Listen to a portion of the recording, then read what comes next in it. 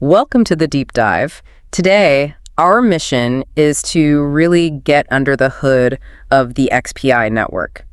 It's quite a fascinating project, trying to do something pretty bold. Absolutely. They're trying to mesh, high-speed DeFi, decentralized finance with the very physical, very expensive world of global wireless infrastructure. Which sounds almost contradictory, right? So we've dug into a lot of material here. We have. We've looked at their tech architecture, the DePIN side of things, decentralized physical infrastructure networks, and also their token strategy, specifically how that Binance Alpha airdrop worked. And their market positioning, too, trying to be this disruptive eSIM provider globally. Exactly. So here's the big question we want to explore for you, the listener. How does a platform like this, working outside the usual huge telecom systems, manage to offer these, frankly, eye-watering financial incentives? Yeah, the yields are way beyond traditional markets. Yeah. Way beyond. And how do they use that money to actually build and run the physical stuff needed to challenge a $1 trillion industry? Can the economics really hold up the infrastructure? Let's find out. Let's dig in. Okay, foundation first. The architecture. XPIN says it's a decentralized wireless platform. Secure, cost-effective connectivity over 200 countries. That's the claim. And it's built on those DePIN principles, plus something they call PayFi decentralized payment finance. What strikes me first, looking at the tech, is the focus on reliability. Usually, these early crypto infra projects are a bit shaky, right? They emphasize fault tolerance. They use these decentralized nodes for data transmission, user interactions. So no single point of failure like a central server. Data gets processed across this wide network of independent nodes. If one goes down, you, the user, probably wouldn't even notice the network stays up. Okay, that covers reliability somewhat. But global connectivity, that's the massive hurdle. I mean, the big telcos spent decades, trillions, laying cables, buying spectrum. How does XPIN just show up and offer service in 200 countries? Do they own satellites? Not exactly. They don't own the core physical assets in that traditional sense. That's where their smart switching and multi-operator access strategies. Switching? Yeah. They don't replace the existing infrastructure. They basically aggregate it. They connect to over 200 existing mobile operators around the world. Wait, hold on. If they're connecting to 200 centralized operators, doesn't that mean signing normal centralized contracts? How is that decentralized? That's a really sharp point, and it's crucial.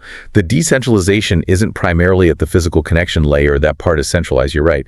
It's at the decision layer and the identity layer. Okay, explain that. Decision layer. The smart switching algorithm, that's decentralized.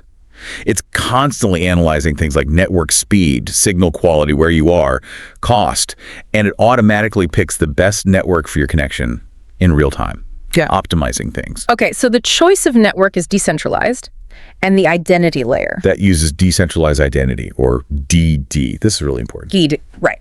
So for the average mobile user, why does it matter if their phone or eSIM has this unique decentralized ID? What's the benefit?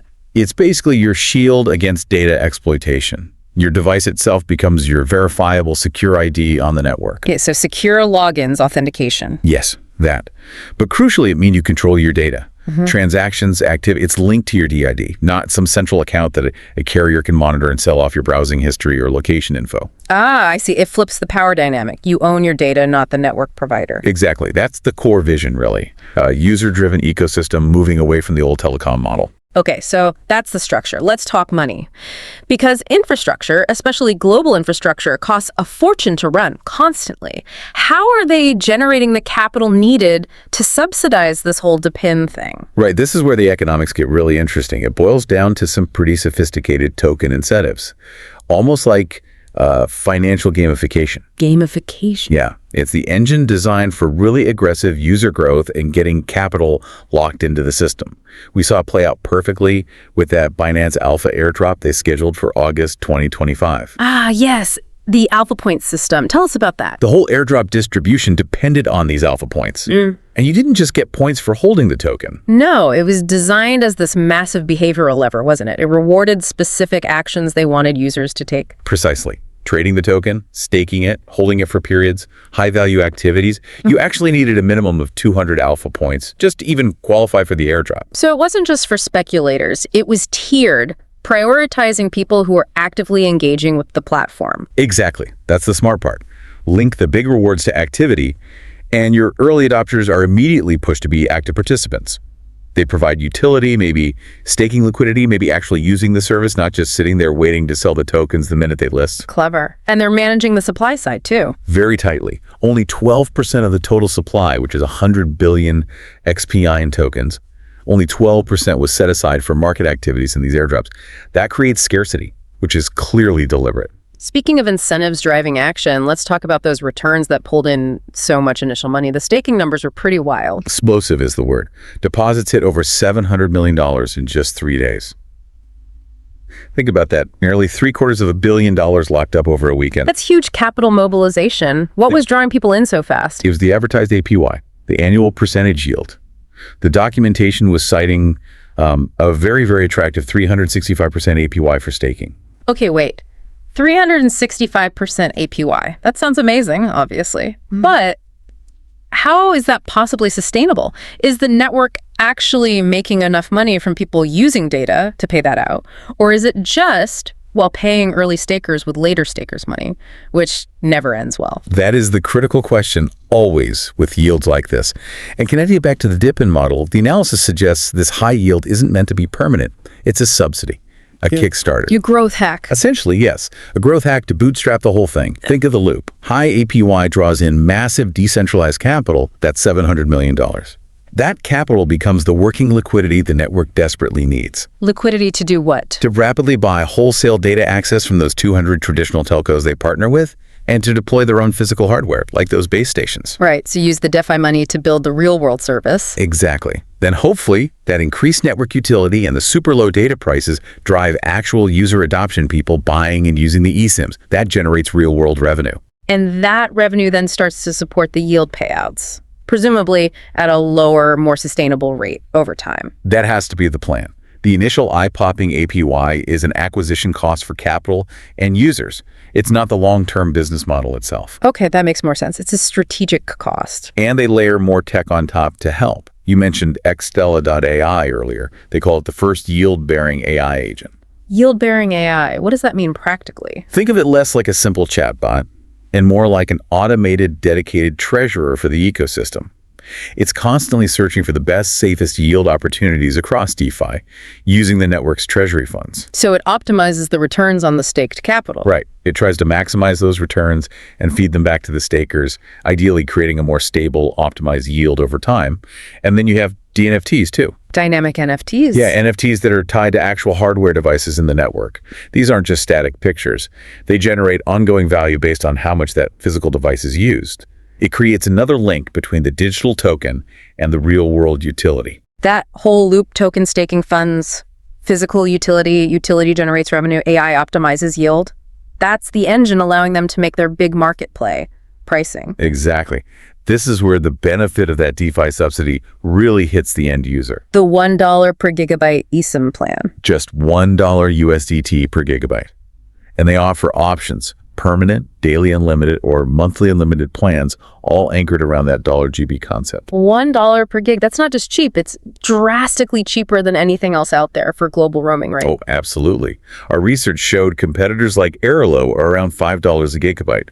Roamless, another player, is up closer to $8.95 per gig. So XPI is coming in at, what, 5 to 9 times cheaper? That's a huge difference. It is, and traditional carriers just can't easily match that. Their cost structures are massive, fixed, built over decades. They got legacy systems, regulatory burden. They can't just slash prices like that. Not easily. Yeah. XPI, using that DeFi subsidy, can afford to run on incredibly thin margins, maybe even at a loss initially, just to grab market share like crazy. And the market they're grabbing is the global eSIM market, which is growing fast. Projected to hit nearly $22 billion by 2030.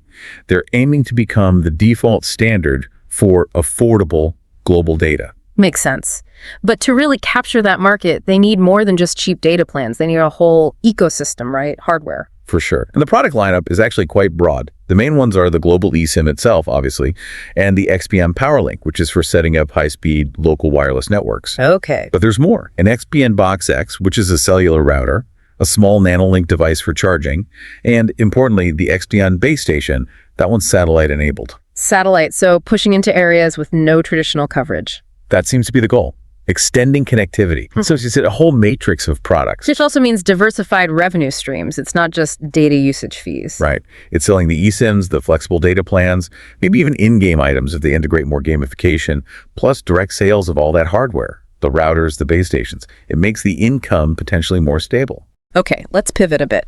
For someone listening, potentially interested in participating, what does the opportunity look like? We've talked about massive demand, the tech. What about the investment side, the risks? Well, if you're looking at the XPN token itself, there seem to be two main ways people are approaching it. Which are? First, there's the short-term play. Pure speculation, really. And driven by the hype. Driven by the hype, the Binance listing effect, that huge user base, the scarcity we talked about from the limited airdrop, all that creates intense initial demand. High volatility is almost guaranteed. Big swings up and down likely upon listing. Okay, that's the speculative side. What's the alternative? The long-term approach. Yeah. This relies completely on the DePIN actually working and delivering utility. The project has this 10-year tokenomics roadmap. Right, and they use halving, like Bitcoin. They employ an annual halving mechanism, yes. The idea is to reduce token inflation over time, positioning it for gradual value increase if the network keeps growing and people keep using the service. It's all about utility adoption in the long run. But, and this is a big but, that high-growth, high-yield model comes with serious risks. We need to be clear about those. Absolutely critical. Market dynamics here are fierce. We saw that extreme volatility right after it started trading publicly. What were the numbers again? It hit an all-time high around 0.00000457 back in September 2025.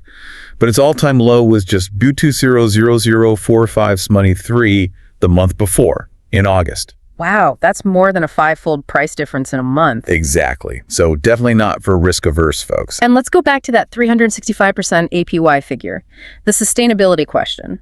If, or rather when, that yield has to drop to become sustainable, what happens to all that staked capital, the $700 million plus? That is probably the single biggest internal risk. If the yield drops too fast or too far before the network's utility is truly established. Capital flight. Capital flight. People will chase the next shiny high APY project. That leads to massive withdrawals, selling pressure on the token price. Which then starves the DePIN flywheel of the capital it needs to keep buying data and deploying hardware. Precisely. It could slow or even halt the infrastructure rollout. Everything hinges on making the actual service, that 1WB data, so compelling that people keep their money in, even when the yields normalize. Utility has to take over from yield farming. And it's not just internal risks. What about outside competition? The competitive landscape is definitely heating up. Those big traditional telecom companies, they're not just sitting back. They're launching their own eSIMs. Expected to, starting around 2026. Centralized eSIM services, yes, but they have massive brand recognition, existing customer bases, huge marketing budgets. So XPIN's competition is about to get much more direct and much tougher. And the final shadow hanging over all of crypto, really, regulation. Huge unknown. Regulators globally are looking much more closely at high-yield staking programs, complex airdrops, and then there's just the sheer cost of security. Protecting a decentralized network must be incredibly expensive. Astronomically. Global cybersecurity costs were projected to hit something like $10.5 trillion in 2025. XPIN has to bear that burden across its entire distributed network. Security and compliance aren't optional. They're incredibly costly necessities. Okay.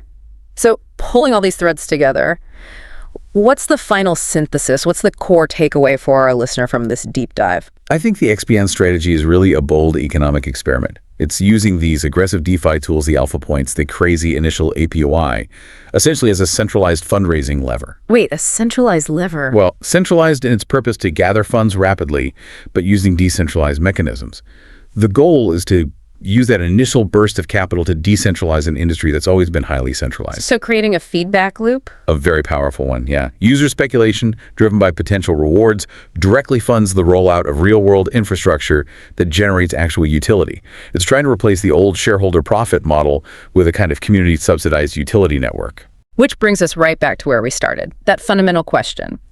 If networks like XPIN can actually pull this off, if they can use DeFi yields and clever AI like Xtella.AI to effectively subsidize building global physical networks through DePIN. Does this become the future model for telecom?